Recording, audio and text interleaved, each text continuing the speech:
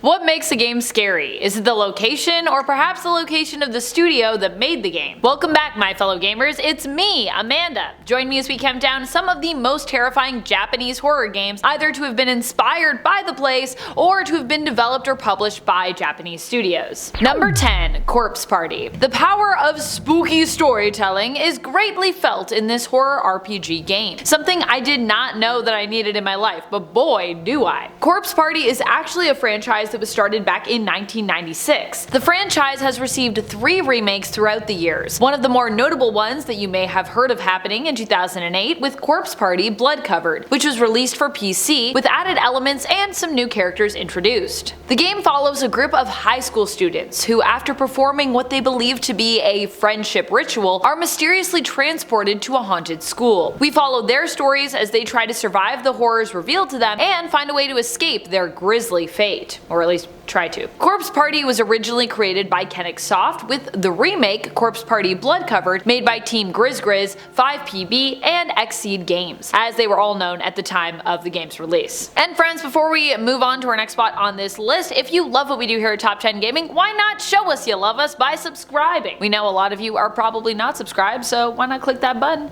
and then you don't miss what we're putting out? Seems like a good idea. Number 9. Hanako. Hanako is a game about 3 schoolgirls who band together to try and stop another girl in their class from being mean to any other students by cursing her, because of course that's what you do when someone's being mean, gotta curse them. They sneak into their school late at night to perform a ritual that will cause misfortune to fall upon the mean girl, but unfortunately this ends up backfiring. Instead, the spirit, Hanako-san, targets them. For those who are not familiar, Hanako is a Japanese urban legend. The spirit is known for haunting restrooms in Japan, but Hanako doesn't just want to mope around the bathrooms like Moaning Myrtle, although there is some moping involved for sure. She's out for blood, more specifically the blood of the ones who summoned her. You play as one of the girls in this first-person horror game attempting to survive. Hanako is an indie game that was created by Chilla's Art, and if you like the feel of this game, released back in 2020, Chilla's Art actually has some other spooky ones for you to check out that they've also worked on. Also, it's really fun to support like little indie games, just a good time. Number 8. Mad Father.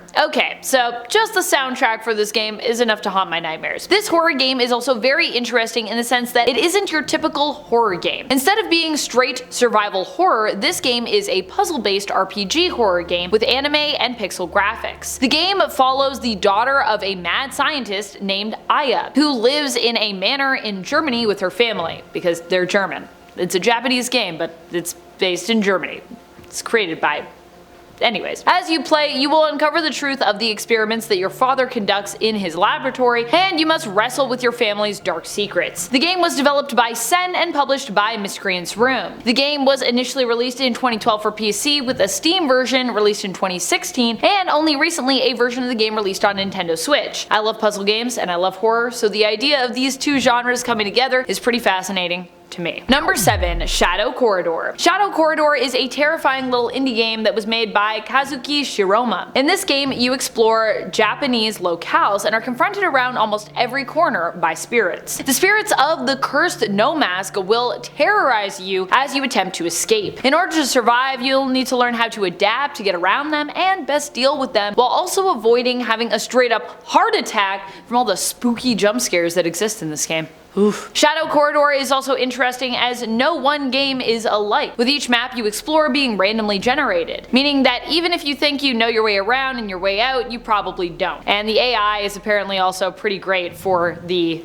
different spirits you get to interact with in this game. Different spirits have different triggers, so it's important to be wary as you explore, as anything could potentially set them off and send them rampaging in your direction. And each time you explore, you're also going to have to look really carefully, because the items that you need to escape and defend yourself are going to change each time as well. Shadow Corridor was released on Steam in 2019 and is also available on Nintendo Switch and PlayStation 4. Number 6. MISAO. This is another game that is RPG based. It is a horror game where you play as Aki, a student who must save save her school by finding the missing body of her fellow classmate MISAO. MISAO has been missing for 3 months and was believed to be dead, but after an earthquake transports the school to another dimension, it's believed that finding MISAO is the only way to save the students and return home. MISAO is made by the same developer as Mad Father, Sen, and it's even believed that those two games are actually possibly linked as well. So for people who love to dive deep into horror lore when it comes to video games, MISAO and, relatively, Mad Father may be games that you want to get into. Also, like Mad Father and some others on our list, don't let this cuter animation and pixel art fool you. This game and all the creatures and scares that appear within it are still terrifying to behold and experience. Number 5. Yomawari Midnight Shadows. While this game might seem cute on the surface when you are looking at all the stunning visuals, do not be fooled. This is in fact a horror game. I know, it looks real pretty, but it's also real scary. And one that is as scary and as heart-wrenching as it is dark and beautiful. In Yomawari Midnight Shadows, you play as 2 girls who promise to return home together after a fireworks show, but end up getting separated by a mysterious attacker who chases them in the dark. You play as each of the girls separately as they try to reconnect and find one another so they can get home safely. Keep in mind though, everything you learn and do as one of the two while you're playing will affect the other when you get back to them. Yomawari Midnight Shadows is a game set in Japan, in a town that appears very differently at night than it does in the day, where tons of disturbing monsters lurk. The game itself is also Japanese in terms of production, developed by the Japanese studio Nipponichi Software Inc. and published by NIS America Inc., their American division. I'm actually sad to only be hearing of this game now myself, as it was released back in 2017, but I am excited to play it myself later on, after I'm done this. Well, after I'm done doing all of this. I gotta do these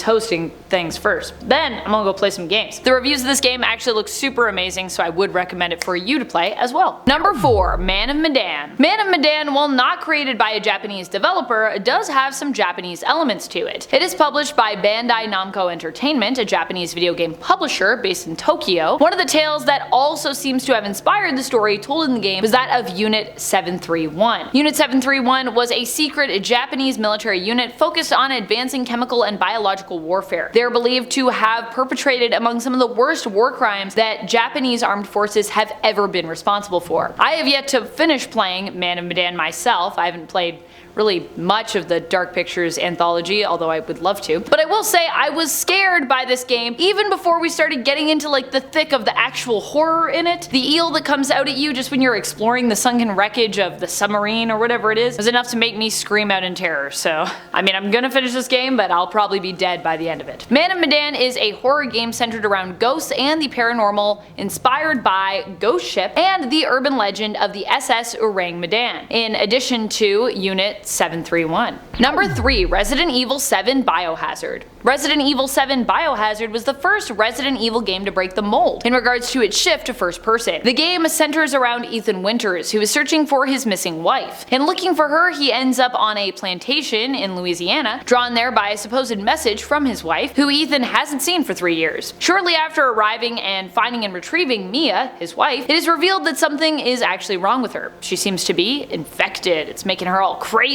Throughout the game, Ethan fights to find a cure, working alongside Zoe, who offers him help. In the end, he is forced to choose between curing Zoe or his wife Mia, as he only has one vial of serum left to cure one of them. However, no matter who you choose in this game, the canon ending prevails, with Mia surviving till and appearing in the following game no matter what. So you can make choices, it'll affect the game as you're playing it, but it won't affect the next game, because that next game, it's already Mia's there. So Resident Evil 7 really shook things up for the franchise by reminding it of its horror survival roots and getting old and new fans once more excited about this franchise. Resident Evil 7 was developed and published, of course, by Capcom, with direction for the game provided by Koshi Nakanishi. Number 2. Silent Hill 2. Silent Hill 2 is number 2. Silent Hill 2 is a survival horror game from 2001. It was developed by Japanese studio Konami Computer Entertainment Tokyo, and more specifically the group belonging to the studio, Team Silent. Despite being a very old title now, Silent Hill 2 is still celebrated as one of the best horror games of all time, even years later. Despite having dated graphics by modern standards, it's still believed to deliver some of the best scares, and relative to 2001, the graphics actually are pretty good. And I mean, the fact that they kind of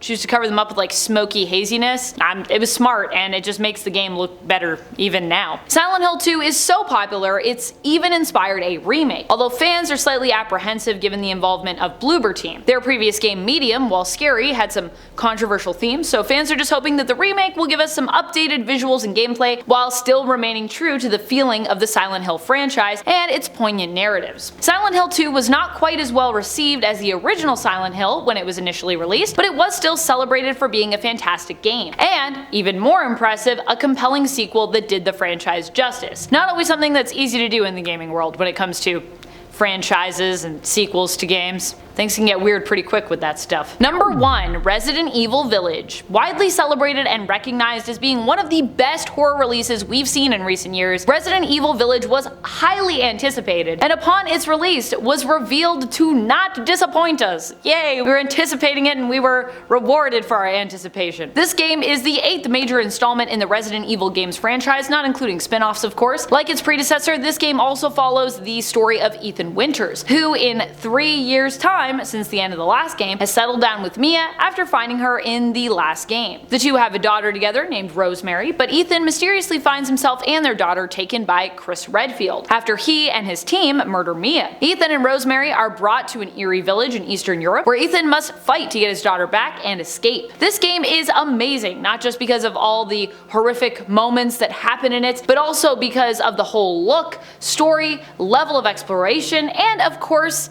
Lady Dimitrescu's existence. Everybody loves her. Resident Evil Village was developed and published by Capcom, with Morimasa Sato taking the reins on the game's direction. So many amazing games coming out and taking place in Japan, and such little time to play them all. I really need to just set aside like a whole weekend to play some of these standout titles. There's so many good ones. How about you? What caught your eye? Let us know in the comments, and as always, keep on gaming on. Pew pew!